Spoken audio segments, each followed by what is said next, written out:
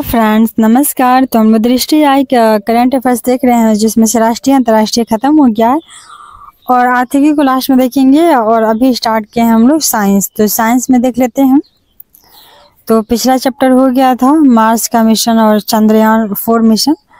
अभी next topic है हम लोग का SSLV D3 EOS 08 मिशन। तो देखते हैं कि क्या है SSLV D3 EOS 8 मिशन।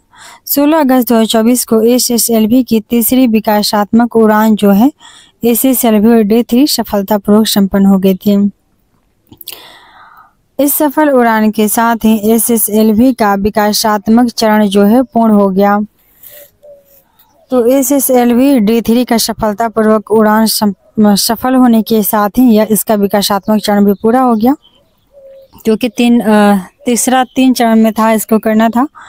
उल्लेखनीय है कि 7 अगस्त 2022 को SSLV की प्रथम विकासात्मक उड़ान संपन्न हुई थी। तो पहला हुआ था 7 अगस्त को, जबकि 10 फरवरी 2023 को SSLV की द्वितीय विकासात्मक उड़ान संपन्न हुई थी। पहला 22 में, दूसरा 23 में और तीसरा 24 में। तो नवीनतम मिशन के तहत SSLV D3 को सतीश धवन अंतरिक्ष केंद्र श्रीहरिकोटा से लॉन्च किया गया था। तो नवीनतम मिशन के तहत SSLV D3 को कहां से लॉन्च किया गया था? सतीश धवन अंतरिक्ष केंद्र श्रीहरिकोटा से। इस मिशन के तहत जो मुख्य उपग्रह है उसके रूप में इसरो के नवीनतम भू अवलोकन उपग्रह earth observation satellite EOS 8। EOS का फुल फॉर्म है अर्थ ऑब्जर्वेशन सैटेलाइट। तो अर्थ ऑब्जर्वेशन सैटेलाइट को पृथ्वी 8 को पृथ्वी की सतह से 475 किलोमीटर की ऊंचाई पर स्थित कक्षा में स्थापित कर दिया गया। तो ये जो लास्ट वाला मिशन था, इसके तहत EOS 8 को अर्थ ऑब्जर्वेशन सैटेलाइट को 475 किलोमीटर की ऊंचाई पर स्थापित किया गया। और इस मिशन के तहत 200 ग्राम वजनी SR0 डेमोसैट को भी उसकी निर्धारित कक्षा में स्थापित कर दिया गया। यह उपग्रह जो है चेन्नई स्थित स्टार्टअप है, एक स्पेस रिक्शा। चेन्नई में एक स्टार्टअप है स्पेस रिक्शा, इसके द्वारा विकसित किया गया था EOS 8 को। और यह उपग्रह जो है EOS 8 है, यह अपने साथ 2 पेलोड लेके गया था। तो स्पेस रिक्शा एक नई कंपनी है, इसके द्वारा लॉन्च किया गया था ये उपग्रह EOS 8। यह 2 पेलोड लेके गया था। इनमें से एक जो पेलोड था वो कौन था? तो लोरा M2M मैसेजिंग प्रणाली था। लोरा M2M मैसेजिंग प्रणाली था। इसका विकास चेन्नई स्थित स्पेस किड्स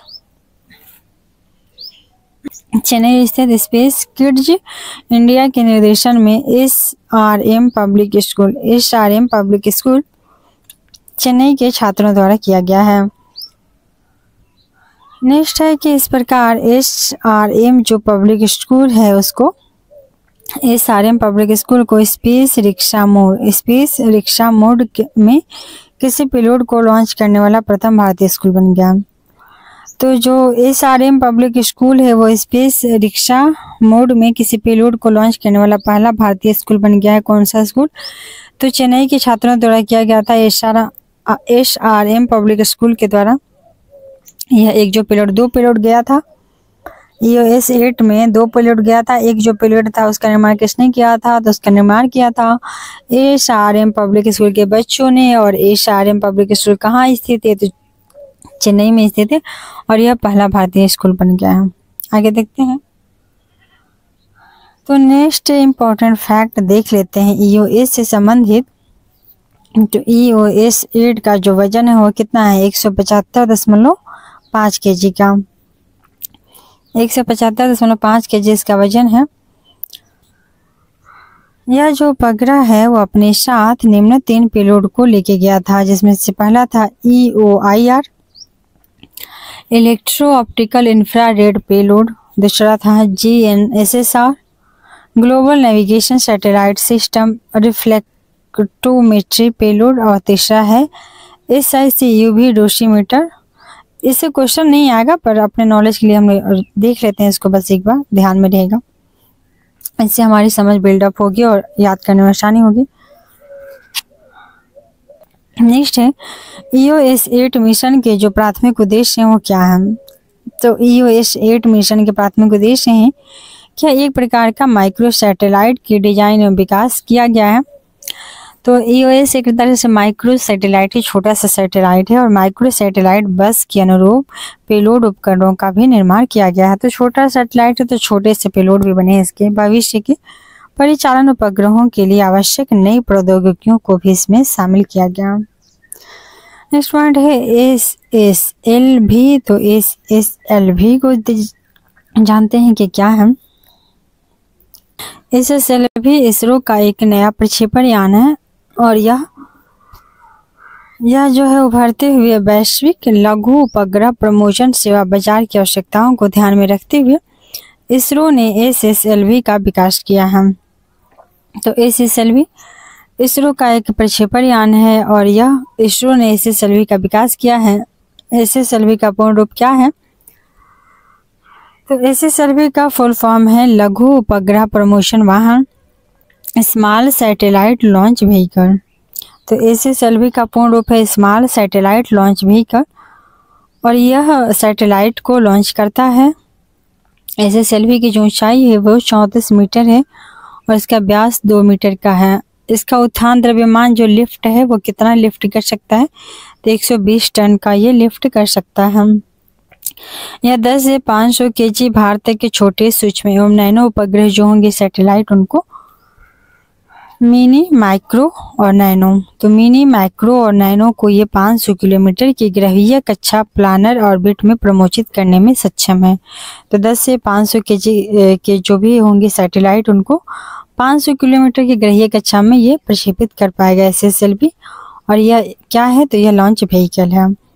SSLV एक त्रिचरणीय 3 स्टेज रॉकेट है जिसके सभी चरण ठोस प्ररोधक युक्त सॉलिड propulsion स्टेजेस के हैं। तो यह 3 स्टेज का रॉकेट है और इसके जो सभी चरण है वो ठोस के प्ररोधक के बने हुए हैं। नेक्स्ट देखते हैं पुष्पक। तो नेक्स्ट हमारा टॉपिक है, हेडलाइन है पुष्पक। तो पुष्पक क्या है। पुष्पक जो है इसरो का पुनर्प्रयोज्य प्रक्षेपण यान है। इसरो का जो है पुनर्प्रयोज्य प्रक्षेपण यान है पुष्पक। इसरो का पुनर्प्रयोज्य प्रक्षेपण यान जो है उसका क्या नाम है। उसका नाम है पुष्पक। तो 23 जून 2024 को भारतीय अंतरिक्ष अनुसंधान संगठन इसरो ने अपने पुनःप्रयोज्य प्रक्षेपण यान RLV रीयूजेबल लॉन्च व्हीकल का अवतरण परीक्षण जो है वो LEX लैंडिंग एक्सपेरिमेंट सफलतापूर्वक संपन्न किया है। तो पुष्पक जो है वो भारतीय अंतरिक्ष अनुसंधान संगठन इसरो का पुनर्प्रयोज्य प्रक्षेपण यान है। RLV अर्थात रीयूजेबल लॉन्च व्हीकल का अवतरण परीक्षण है और लेक्स लैंडिंग एक्सपेरिमेंट इसका सफलतापूर्वक लॉन्च किया गया है। नेक्स्ट देखते हैं। तो इस रॉकेट के लैंडिंग परीक्षण की श्रृंखला में यह तीसरा और अंतिम परीक्षण था। तो रॉकेट लैंडिंग परीक्षण की श्रृंखला में यह तीसरा था इसका SSLV का और अंतिम परीक्षण था। इस इसरो का जो पुष्पक है इसका तीसरा और अंतिम परीक्षण था। इस परीक्षण का जो आयोजन है पुष्पक का वो वैमानिकी परीक्षण क्षेत्र ATR aeronautical test range Chitradurga कहाँ पे है चित्रदुर्ग। तो यह है कर्नाटक में। तो कर्नाटक के चित्रदुर्ग में ATR एरोनॉटिकल टेस्ट रेंज का परीक्षण किया गया है। किसका। तो पुष्पक का। उल्लेखनीय है कि यह जो है पुनःप्रयोज्य रॉकेट है इसका प्रथम लैंडिंग जो परीक्षण था वो किसके द्वारा हुआ है। तो मिशन RLV LEX-1 के द्वारा और 2 अप्रैल 2023 को फाइनली ये संपन्न हो गया था। RLV LEX-1 के द्वारा इस रॉकेट का पुष्पक का पहला लैंडिंग परीक्षण हुआ था। जबकि द्वितीय लैंडिंग परीक्षण किसके द्वारा हुआ। तो द्वितीय लैंडिंग हुआ है RLV LEX-2। प्रथम RLV LEX-1 और द्वितीय RLV LEX-2 के द्वारा हुआ। नवीनतम परीक्षण जो है इसका वो RLV LEX-3 के तहत अधिक चुनौतीपूर्ण प्रमोशन स्थितियों के तहत RLV की स्वायत्त रूप से लैंडिंग की क्षमता का प्रदर्शन किया गया है। नेक्स्ट पॉइंट है कि उल्लेखनीय है कि इस पंखनुमा विंग्ड जो प्रक्षेपण यान है इसको पुष्पक नाम दिया गया।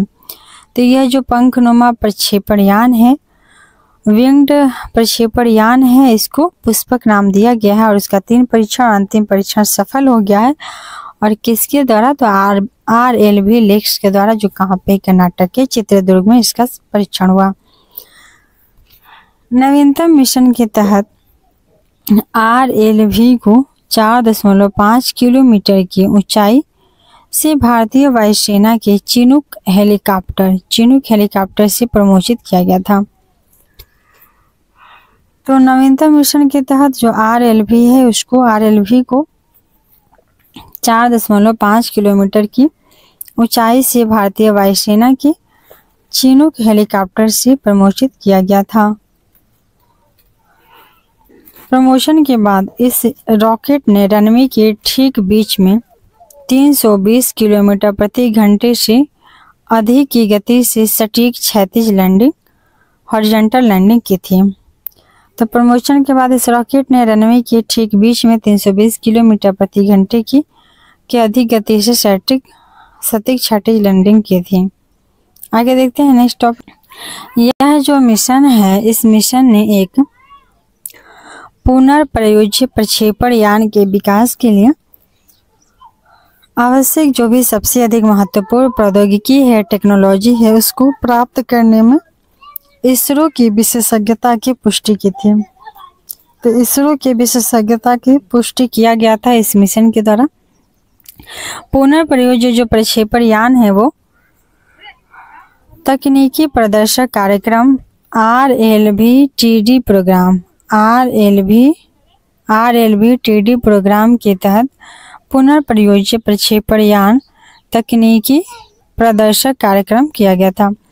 भारतीय अंतरिक्ष अनुसंधान संगठन इसरो का RLV-TD कार्यक्रम जो है, वो प्रौद्योगिकी प्रदर्शन अभियानों की एक श्रृंखला है। तो इसरो का RLV जो TD कार्यक्रम है, वो प्रौद्योगिकी प्रदर्शन का एक तरह से क्या है? तो श्रृंखला है, जिन्हें एक पूर्णतः पुनर्प्रयोज्य रियूजेबल द्वितीय चरण कक्षीय यान के विकास की दिशा में पहला कदम माना जा रहा है। नेक्स्ट पॉइंट है कि RLV-TD वास्तव में भारत के प्रस्तावित पुनर्प्रयोज्य प्रक्षेपण यान का मात्र एक प्रोटोटाइप है, जो आकार एवं भार में अपने अंतिम प्रारूप के 6ठे हिस्से के बराबर है। तो यह भारतीय जो भी प्रक्षेपण यान है, उसका ये एक पहला प्रोटोटाइप है RLV, जिसका क्या है कि आकार, उसका भार क्या है, उसके अंतिम प्रारूप के 6ठे हिस्से के बराबर है। RLV जो TD है, उसको एक उड़ान परीक्षण प्लेटफॉर्म के रूप में कार्य करने के लिए डिजाइन किया गया है। तो RLV-TD को एक उड़ान परीक्षण प्लेटफॉर्म के रूप में कार्य करने के लिए डिजाइन किया गया है, जिससे क्या होगा? तो जिससे विभिन्न प्रौद्योगिकियों की जांच की जा सकेगी, इन प्रौद्योगिकियों को कई चरणों में प्रायोगिक उड़ानों की एक श्रृंखला के माध्यम से विकसित किया जाएगा। इन प्रौद्योगिकियों को कई चरणों में प्रायोगिक उड़ानों की श्रृंखला के माध्यम से विकसित किया जाएगा। नेक्स्ट है कि प्रायोगिक उड़ानों की श्रृंखला में पहले जो हाइपरसोनिक प्रयोग है, तो हाइपरसोनिक एक्सपेरिमेंट उड़ान है। जो पहला है वो HEX हाइपरसोनिक एक्सपेरिमेंट उड़ान है। इसके बाद लैंडिंग प्रयोग होगा, लक्ष्य होगा लैंडिंग, पहले उड़ान भरेगा फिर लैंडिंग होगा। नेक्स्ट है कि इसके बाद फिर क्या होगा? तो इसके बाद वापसी उड़ान होगा। तो पहले उड़ान भरेगा, फिर लैंड होगा, फिर वापस आएगा, तो रिटर्न फ्लाइट एक्सपेरिमेंट होगा, तथा स्क्रैम जेट प्ररोदन प्रयोग, स्क्रैम जेट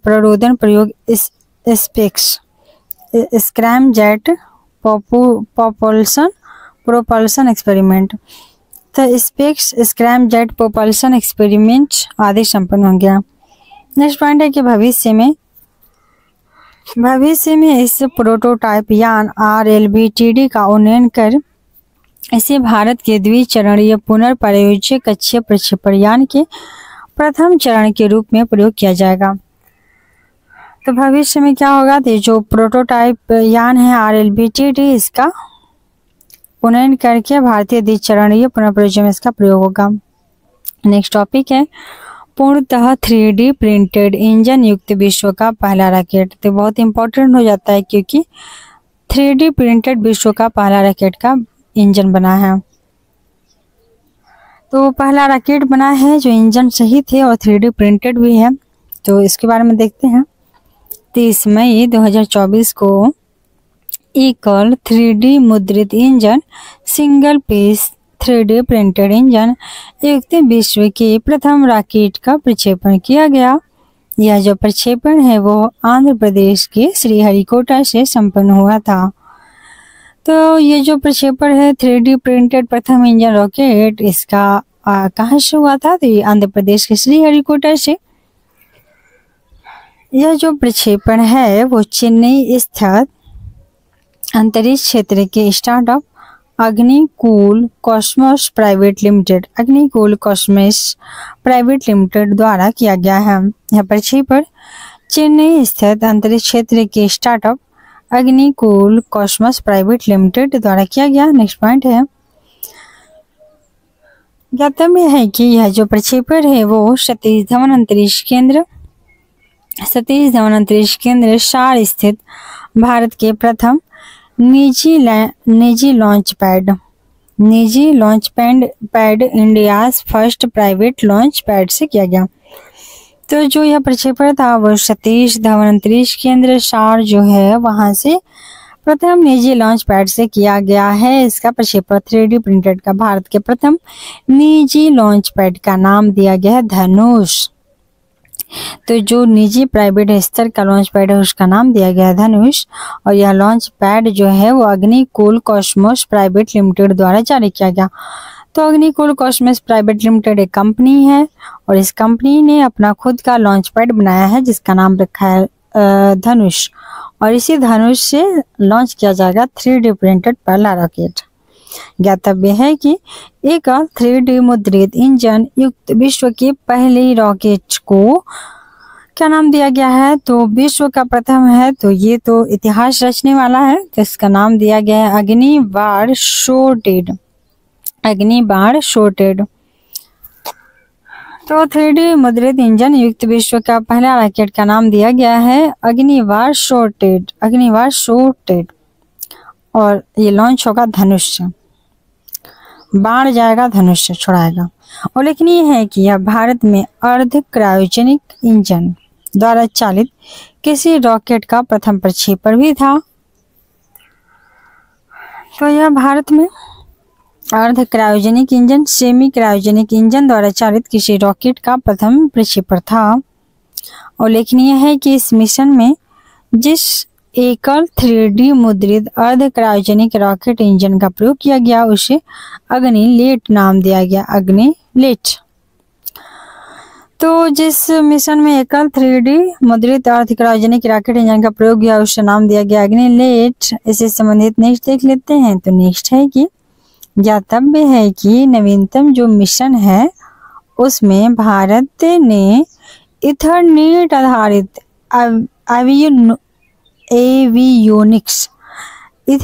आधारित avionics architecture Ethernet based avionics architecture से युक्त किसी रॉकेट की पहली उड़ान थी। तो भारत में एक नया मिशन आया है, उसके तहत क्या हो गया है? तो इथरनेट से आधारित है, मतलब इथरनेट का प्रयोग करके बना है और इथरनेट से बेस्ड एवियोनिक्स आर्किटेक्चर का पहला उड़ान भरा गया। ज्ञातव्य है कि नेक्स्ट पॉइंट है, ज्ञातव्य है कि अग्निबाण जो शॉर्टेड है इसका एकल चरणीय सिंगल स्टेज प्रक्षेपण यान है यह, और जो एकल अर्ध क्रायोजेनिक इंजन द्वारा चालित होता है। नेक्स्ट पॉइंट है कि इस मिशन का उद्देश्य क्या है? तो इस मिशन का उद्देश्य है अग्निकूल कॉस्मोस प्राइवेट लिमिटेड के कक्षीय प्रक्षेपण यान ऑर्बिटल लॉन्च व्हीकल अग्निबाण के लिए स्वदेशी प्रौद्योगिकियों का प्रदर्शन करना, उड़ान संबंधी महत्वपूर्ण डेटा को इकट्ठा करना और प्रणालियों का इष्टतम परिचालन सुनिश्चित करना। तो ये जो प्राइवेट कंपनी है अग्निकूल कॉस्मोस प्राइवेट लिमिटेड, यह क्या करेगा? इसका उद्देश्य है कि कक्षीय जो प्रक्षेपण यान है ऑर्बिटल लॉन्च व्हीकल है उसके बारे में थोड़ा सा जानकारी इकट्ठा कर सके और अपना आगे वाला उड़ान को सफल बना सके।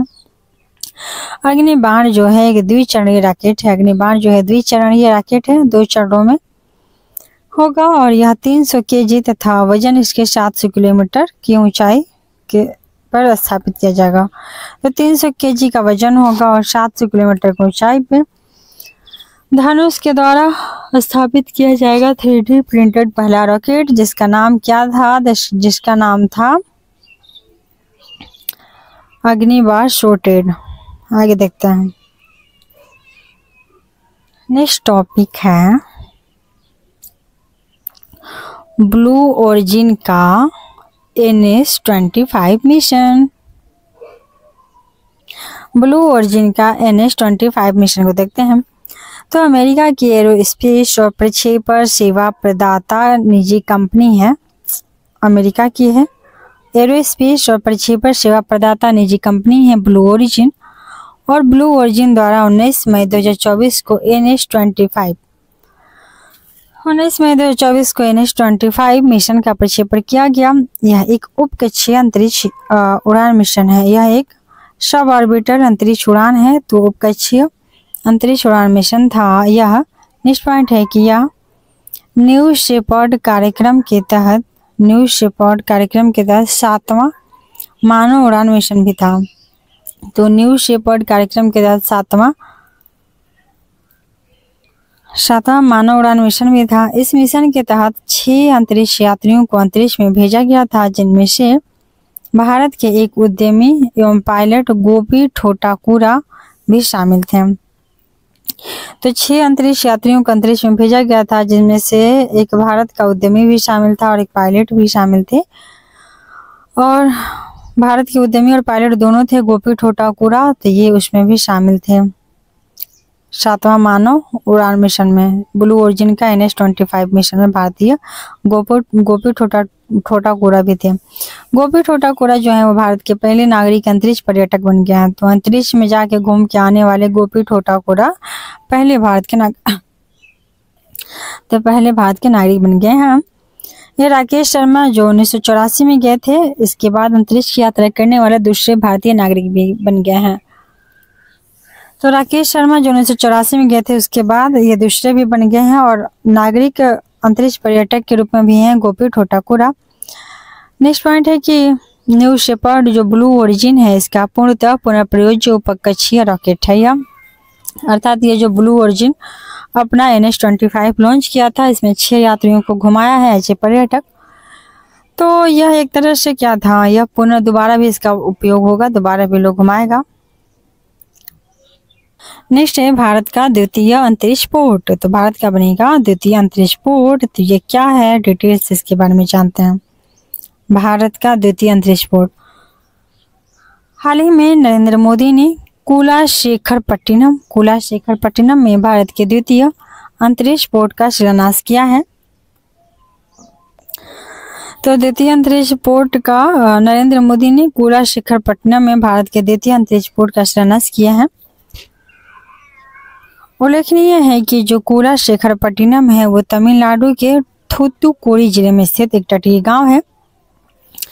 तो कुलाशेखरपट्टिनम में द्वितीय अंतरिक्ष पोर्ट का शिलान्यास हुआ है। तो कुलाशेखरपट्टिनम जो कहाँ है, तो वह तमिलनाडु में स्थित है। कुलाशेखरपट्टिनम और तमिलनाडु में कहाँ स्थित है, तो यहाँ के थूथुकुडी जिला में स्थित है। भारत का द्वितीय अंतरिक्ष पोर्ट 24 महीनों के भीतर पूरी तरह कार्यशील हो जाएगा, बन के रेडी हो जाएगा 24 महीने में। और यह गैर सरकारी उद्यमों की अंतरिक्ष गतिविधियों का संबोधन करेगा। तो जो कि उद्योगपति हैं, जो गैर सरकारी उद्यम होंगे, उनके गतिविधियों को ये निर्माण करेगा, उनकी गतिविधियों का संबोधन करेगा, संचालन करेगा। इस स्पेस पोर्ट का उपयोग जो होगा वो छोटे उपग्रहों को पूर्व निर्धारित कक्षा में स्थापित करने के लिए SSLV small satellite launch vehicle के प्रक्षेपण में किया जाएगा। तो SSLV के द्वारा, स्मॉल सैटेलाइट लॉन्च व्हीकल के द्वारा ये छोटे छोटे उपग्रहों को लॉन्च करेगा। जो द्वितीय पोर्ट बना है वो कहाँ बना है, तो ये बन गया है द्वितीय अंतरिक्ष पोर्ट कुलाशेखरपट्टिनम में, जो तमिलनाडु के थूथुकुडी जिला में है। नेक्स्ट पॉइंट है कि आंध्र प्रदेश के श्रीहरिकोटा में स्थित सतीश धवन जो अंतरिक्ष केंद्र है STSC, Satish Dhawan space centre STSC है 4, उसका भारत का प्रथम अंतरिक्ष पोर्ट है। तो प्रथम था कौन, सतीश धवन अंतरिक्ष केंद्र, वहाँ पे ज़्यादा वर्कलोड हो गया था, इतने सारे सैटेलाइट लॉन्च करने हैं, तो इसलिए दूसरा पोर्ट का भी उद्घाटन कर दिया गया तमिलनाडु के थूथुकुडी जिला में। यह भारत सरकार के अंतरिक्ष विभाग के अंतर्गत भारतीय अंतरिक्ष अनुसंधान संगठन इसरो का एक प्रमुख केंद्र है।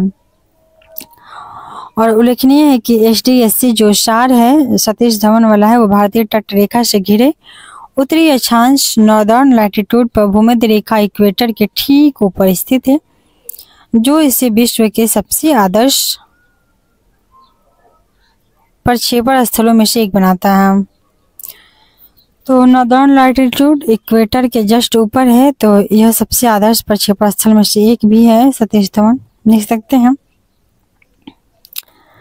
2005 EX 296 क्षुद्रग्रह, तो इसके बारे में डिटेल से जानेंगे अगले वीडियो में। इस वीडियो को यहीं पे करते हैं समाप्त। थैंक्स फॉर वॉचिंग, मिलते हैं अगले वीडियो।